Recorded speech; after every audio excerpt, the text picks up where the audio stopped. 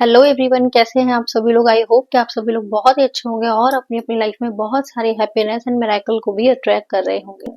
तो आज हम बात करने वाले हैं मैनिफेस्टेशन के ऊपर बात करने वाले हैं, क्योंकि आजकल मोस्टली ये बहुत ही ज्यादा लोग ट्राई कर रहे हैं, फिर चाहे वो सेलिब्रिटीज हो या कोई भी पॉलिटिशियन हो, कोई भी हो, हर एक व्यक्ति अब मैनिफेस्टेशन की ओर आगे बढ़ता ही जा रहा है डे बाय डे। और जो लोग लॉ ऑफ अट्रैक्शन को जानते हैं वो बहुत ही अच्छे से मैनिफेस्टेशन जो कीवर्ड है उसको बहुत अच्छे से समझ सकते हैं। तो आज हम ऐसे क्या बात करने वाले हैं। देखिए, जो मैनिफेस्टेशन होता है, आपने मैनिफेस्टेशन के बारे में तो सुना होगा, पर मैनिफेस्टेशन भी टू टाइप्स का होता है, गुड मैनिफेस्टेशन और बैड मैनिफेस्टेशन।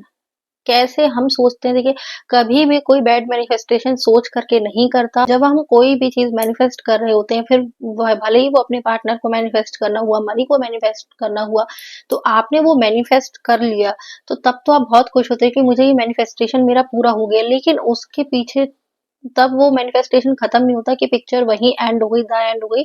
नहीं, पिक्चर तो वहीं से शुरू होती है, लाइफ की जर्नी वहीं से स्टार्ट होती है, क्योंकि आपने जो मैनिफेस्ट किया। मान लीजिए किसी ने कोई पर्टिकुलर पर्सन को मैनिफेस्ट किया अपने पार्टनर के रूप में, अपने लाइफ पार्टनर के रूप में उसने मैनिफेस्ट कर लिया, तब तो उसने जिद कर करके सारी टेक्निक्स लगा दी, सब कुछ किया कि मुझे यही पार्टनर चाहिए, मुझे मेरी शादी इसी से होनी चाहिए, यूनिवर्स, और उसने सारे के सारे मैनिफेस्टेशन उसमें ही लगा दिए, पर्टिकुलर पर्सन में। अब उसकी लाइफ में वो पार्टनर मैनिफेस्ट हुआ, शादी हो गई, तब तक तो बहुत खुशी हो रही थी कि वाओ, मुझे मेरा पार्टनर मैनिफेस्ट कर लिया। लेकिन जर्नी वहां खत्म नहीं होती, जर्नी वहां से शुरू होती है। कुछ समय के बाद आपके आपस में लड़ाई झगड़े होने लगते हैं और कई लोगों का तो डाइवोर्स तक बात पहुंच जाती है। अच्छी खासी लव मैरिज थी और कुछ टाइम के बाद उनके बीच में झगड़े होने लग जाते हैं और वो अलग अलग होने का डिसीजन ले लेते हैं। तो क्या ये गुड मैनिफेस्टेशन है? नहीं, बिल्कुल भी नहीं है गुड मैनिफेस्ट। क्योंकि जब आप मैनिफेस्ट कर रहे होते हैं पर्टिकुलर पर्सन को या कोई भी चीज अपनी लाइफ में, तो उसके लिए पॉजिटिव अफर्मेशन पहले से ही रेडी करके रखना चाहिए। अब सबसे बड़ी बात आती है कि मोस्टली जो गर्ल्स होती हैं वो क्या मैनिफेस्ट करती है, पर्टिकुलर पर्सन की मेरी शादी इसी पर्सन के साथ होना चाहिए, या मतलब उस पर्टिकुलर पर्सन को ही मैनिफेस्ट करते हैं। लेकिन वो यूनिवर्स ने, वो डिवाइन ने उनके लिए कुछ और ही अच्छा प्लान करके रखा है, कोई अच्छा पार्टनर प्लान करके रखा है। वो तो अच्छा देने की सोच रहे थे, क्योंकि जो यूनिवर्स होते हैं वो कभी भी बुरा नहीं देते, ना कभी भी बुरा चाहते हैं, क्योंकि उनके पास तो अबंडेंस है। आप जिस फ्रीक्वेंसी पर होते हैं, जिस चीज को मांग रहे होते हैं, वही आपकी लाइफ में अट्रैक्ट होना शुरू हो जाती है। अगर आपको लाइफ पार्टनर अच्छा मैनिफेस्ट करना है, तो मैं तो ये कहूंगी कि आप ये जिद छोड़ के कि पर्टिकुलर पर्सन ही मेरी लाइफ में मुझे मिले या उससे ही मेरी शादी हुई, इस जो मंत्र को छोड़ करके आप ये बोलना शुरू करो कि यूनिवर्स, आप जो करेंगे मेरी बेहतरी के लिए करेंगे। और आपको ये बोलना है कि जो भी आप मुझे मेरी लाइफ में मेरा लाइफ पार्टनर दो, आप मुझे तो बहुत बेहतर हो, मतलब बेस्ट हो वो। क्योंकि आप दोगे, क्योंकि अगर पेरेंट्स बच्चे को कुछ देते हैं तो उसके अच्छे के लिए देते हैं, माता पिता, वैसे ही जो भगवान है वो डिवाइन पावर है, तो आपके अच्छे के लिए, जो आपके लिए अच्छा होगा, जो आपके फ्यूचर के लिए बेस्ट होगा, वही आपको ला करके देंगे। तो जब आप ऐसा कन्वर्सेशन यूनिवर्स के साथ, उस सुप्रीम पावर के साथ जब कनेक्शन में आते हैं, तब इस तरह का कन्वर्सेशन आप करते हैं, तो उनको भी लगता है इस बच्चे को तो मुझ पर कितना ट्रस्ट है, इसने तो अपनी लाइफ की पूरी जर्नी के लिए जो पार्टनर मांग रही है वो बोल दिया कि आपको जो अच्छा लगे वो मुझे दीजिए, जो मेरे लिए बेस्ट हो वो करके मुझे दीजिए। तो उनको भी खुशी होती है और वो बोल देते हैं वहीं से तथास्तु। और आपकी लाइफ में जो आप जो चाहते हैं वो ना मिल करके, जो उन्होंने आपके लिए प्लान किया, जो आपके लिए बेस्ट है, वो आपको ला करके आपके डिवाइन टाइम पर पहुंचा देंगे आप तक। देखिए, सबसे बड़ी बात है कि ऐसा कभी भी आप लोग मैनिफेस्ट मत करिए कि मुझे पर्टिकुलर लड़की या पर्टिकुलर लड़के के साथ ही मेरी शादी होनी चाहिए।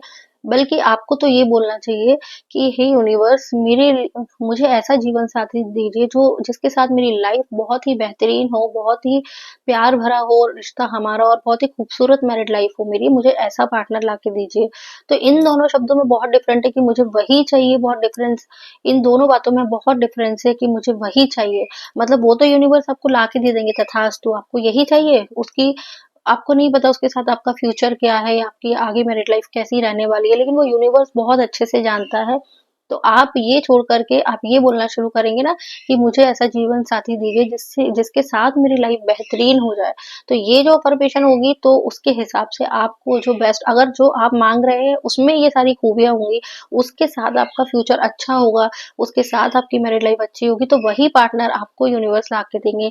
अगर उसको छोड़ करके उसमें वो चीजें नहीं है, वो क्वालिटीज नहीं है जो आपकी लाइफ को बेहतरीन बनाए, तो उसको साइड करके यूनिवर्स आपको वो ला करके देंगे जो आपके लिए डिजायर पार्टनर होगा, जो आपको खुश रखेगा। काफ़ी सारे जो मेरे सब्सक्राइबर्स हैं, जो मेरे ग्रुप में भी ऐड हैं और जिनके मेरे पास जिन्होंने मुझसे पर्सनल सेशन लिए हैं, उनके भी बार-बार यही मैसेजेस आते हैं ना कि मैम मैं उस पार्टनर को मैनिफेस्ट कर रही थी, सब कुछ कर रही थी, लेकिन अचानक से ऐसा हो गया कि अब वो बात करने ही नहीं आ रहा है या अपनी फैमिली को ही कन्विंस नहीं कर पा रहा और हमारी शादी नहीं हो पाई है, मतलब हो नहीं पा रही है या कोई ना कोई कॉन्ट्रास्ट आ रहा है। तब आपको ये बोलना है, ये कन्वर्सेशन करना है यूनिवर्स के साथ में कि आप जो देंगे वो बेहतर ही देंगे मुझे।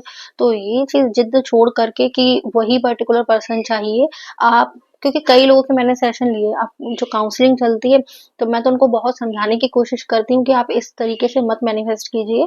आप तो ये सोचिए कि कुछ हो आपके लिए बेस्ट हो वो आपको मिले। लेकिन वहीं पे मुझे रोक दिया जाता है कि नहीं, नहीं मुझे तो वही चाहिए, वही पर्सन चाहिए। अब आप एक बात बताइए, जो लड़कियाँ पीछे पड़ी हुई हैं उस पर्टिकुलर पर्सन के, वो उनके बिल्कुल केयर नहीं कर रहा। अगर उस व्यक्ति उससे लव है, उससे उसका रिलेशनशिप अच्छा है, तो वो क्यों नहीं आकर के आगे बात कर रहा है, क्यों नहीं अपनी फैमिली को कन्विंस कर पा रहा है? क्योंकि जब ये लोग रिलेशनशिप में थे 4 इयर्स, 5 इयर्स बड़े लंबे-लंबे रिलेशनशिप भी होते हैं, उसके बाद भी लड़का या लड़की मना कर देते हैं कि हम आपसे शादी नहीं कर पाएँगे क्योंकि हमारे घर वाले मना कर रहे हैं या उनको कोई थर्ड पर्सन मिल जाता है। तो जब ऐसी सिचुएशन है तो आपको क्या ज़रूरत है उस व्यक्ति के, उस इंसान के पीछे भागने की? आप उसको सुधारने की कोशिश में लगे रहते हैं। मान लीजिए आपकी शादी हो चुकी, तब तो आप उसको सुधारने की कोशिश कर सकते हैं, लेकिन अभी आपकी मैरिज हुई ही नहीं है, तो आपको डिवाइन ने एक साइन दिया है, आपको यूनिवर्स ने एक साइन दिया है कि इसके पीछे पड़ना बंद करके जो मैंने तुम्हारे लिए तैयार करके रखा है ना, वो मैं तुमको दूँगा तो उसमें तुम्हारी लाइफ बेस्ट होगी, बेटर होगी। तो आप यूनिवर्स को सरेंडरनेस के साथ उनको बोलेंगे जिस दिन, तो वो आपके बेहतरी के लिए ही काम कर रहे हैं। वो सामने से नहीं दिख रही चीज़ें, थोड़ा टाइम लग रहा है क्योंकि अच्छी चीज़ों को अक्सर आने में थोड़ा समय लगता है। क्योंकि आप तो एक चीज़ के पीछे पड़े हैं, लेकिन वो तो आपका आगे-पीछे सब सोच करके आपका फ्यूचर अच्छा बनाना चाहते हैं। तो मेरी आप सभी से यही रिक्वेस्ट है, जो भी पर्टिकुलर पर्सन को मैनिफेस्ट कर रहे हैं और बार-बार उनको रिजेक्शन मिल रहा है, बार-बार उनको गंदी बातें सुननी पड़ रही हैं, बार-बार उनको अवॉइड किया जा रहा है, तो आप लोग ऐसा मत करिए। अपनी सेल्फ रिस्पेक्ट को छोड़ करके आप उस व्यक्ति के पीछे बिल्कुल भी मत पड़िए। आप सेल्फ लव पर फोकस करिए, जिससे आपकी वैल्यू बढ़नी चाहिए ना सामने वाले के सामने, ना कि आप उसके पीछे पड़े बार-बार, उसको मतलब चेज़ कर रहे हैं बार-बार, ये सब करना बंद करिए और यूनिवर्स से अपने बेहतरी के लिए जो उन्होंने आपके लिए अच्छा चुना है, उसको माँगने की कोशिश कीजिए, ना कि जो आप चाह रहे हैं उसको।